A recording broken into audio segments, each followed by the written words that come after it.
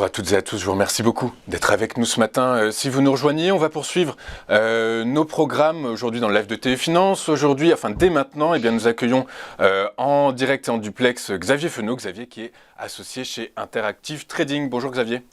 Bonjour Louis-Antoine. Bonjour, comme à votre habitude, vous allez décrypter pour nous les premiers échanges à la Bourse de Paris.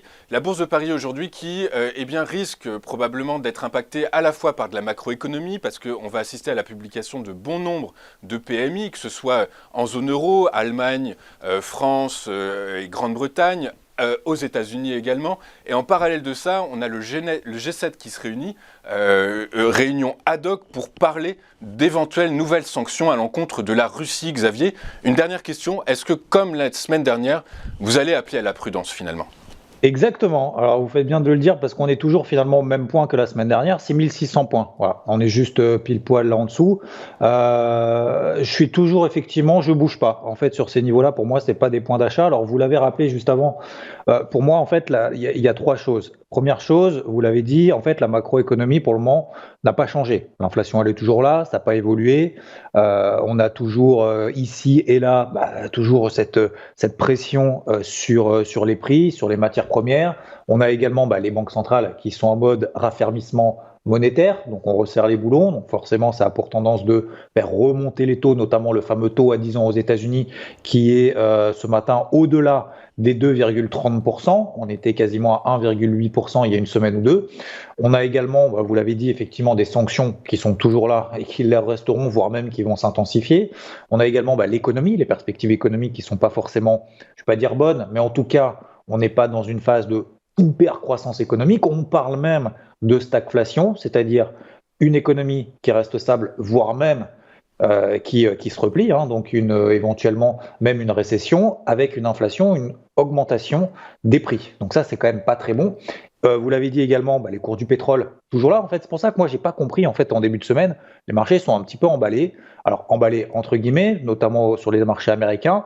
On a progressé alors qu'en finalement, tout progressé. Les taux, l'inflation est toujours là, la macroéconomie n'a toujours pas bougé. Le pétrole continue à monter. Là, le pétrole, effectivement, vous l'avez dit, on est au-delà des $120. Donc, tout ça, ça incite à la prudence. Alors, prudence, ça veut dire quoi ? Ça ne veut pas forcément dire que tout va s'effondrer, qu'on va retourner sur les plus bas, qu'il faut vendre tout ce qu'on peut parce que finalement le pire est à venir. Non, pas du tout. C'est simplement qu'aujourd'hui, le timing n'est pas présent. Et vous l'avez dit également, aujourd'hui, il y a quand même pas mal d'indications parce que ce sont les PMI. Les PMI, ce sont ces sondages réalisés auprès des directeurs d'achat, donc que ce soit en Allemagne, que ce soit en zone euro, que ce soit aux États-Unis cet après-midi à partir de 14h, 14h15, enfin 14h45 exactement.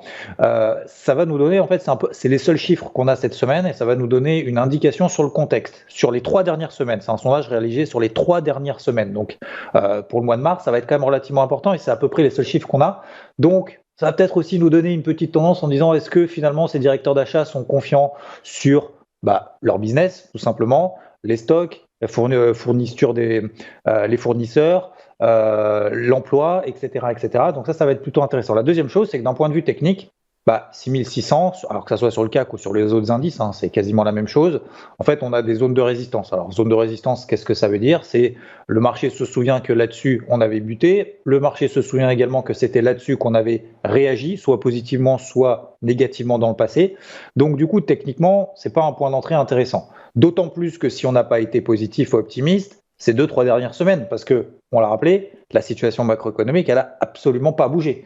Donc, il y a ça. On a également hier ce qu'on appelle une englobante, c'est-à-dire en fait, c'est le marché ouvert au-dessus des plus hauts de la veille. Donc ça, c'est plutôt positif, sauf que tout de suite, en fait, les investisseurs ont vendu. Tout au long de la séance, le marché était plutôt vendeur et on a clôturé, alors pas en dessous des plus bas de la veille, mais on a clôturé en dessous de l'ouverture de la veille. Donc, ce qui montre quand même que la pression vendeuse n'est pas complètement évaporée. Ce que je vais surveiller aujourd'hui, je pars du principe que, encore une fois, aujourd'hui, ce n'est pas le timing d'intervention idéal pour rentrer à l'achat. Donc, plutôt privilégier des achats sur repli, 6400 éventuellement si on y va. Et si aujourd'hui, on passe en dessous des plus bas qu'on a réalisés cette nuit, que ce soit sur le marché asiatique, que ce soit sur les contrats futurs, notamment aux États-Unis, si on passe en dessous des plus bas de cette nuit, donc grosso modo sur le CAC, ça nous donne à peu près 6540 points. Si on passe sous 6540 points, pour moi, on confirmerait justement cette figure technique d'englobante baissière qu'on a sur le CAC, qu'on a sur le DAX, également sur l'indice allemand qui est aussi une référence. Et si on devait passer là en dessous, pour moi, la pression baissière s'accentuerait un petit peu. Donc, encore une fois, j'enlève pas mon optimiste à moyen terme, mais là, aujourd'hui, pour moi, c'est exactement le même en fait discours que jeudi dernier. C'est 6600 points. Pour moi, c'est pas un point d'achat. Et si jamais, d'ailleurs, on va à 6007, ce qu'on a fait hier, si on va à 6750, 6008, eh ben, en tout cas, ce sera sans moi. D'accord. Du coup, alors on est à l'heure à laquelle vous nous parlez à 6601 points. Du coup, quelle résistance quand même théorique même, on pourrait avoir en tête, Xavier? 6675, hein, c'est tout simplement les plus hauts qu'on a testé tout au long de cette semaine. Sur le CAC 40 cash, 6675, on les a fait hier, on les a fait avant-hier, on les a fait également la semaine dernière. Voilà, 6675, ça serait une résistance pour aujourd'hui. C'est 1%, donc quasiment au-delà des cours actuels. Mais pour moi, ça c'est la zone de résistance qu'on est en train de tester. Après, encore une fois, le marché est quand même creux, on attend beaucoup d'éléments, on ne sait pas trop, est-ce que ça va être bon, est-ce que l'avenir sera meilleur ou pas, est-ce que ça sera pire ou pas. Donc je pense que le marché se cherche encore, la fameuse lessiveuse dont on parle ensemble depuis quelques semaines maintenant. Je pense qu'on va continuer dans cet état d'esprit-là, mais encore une fois, c'est pas parce que ça a pris 15% là, depuis les plus bas sur les marchés européens que forcément derrière on va en prendre encore 15 et qu'on va retourner sur des records historiques, parce que le CAC, encore une fois, sur les 7400 points, en fin d'année dernière, c'est pas si loin que ça, hein. C'est l'équivalent en fait des records historiques si on réintègre les dividendes. Donc je vois pas aujourd'hui des raisons, même si je me trompe encore une fois, et c'est le but en fait lorsqu'on est sur le marché, c'est qu'on se trompe, hein. Lorsqu'on prend des décisions sur le marché, on se trompe. Des fois on a raison, on essaye d'avoir le plus souvent raison que tort.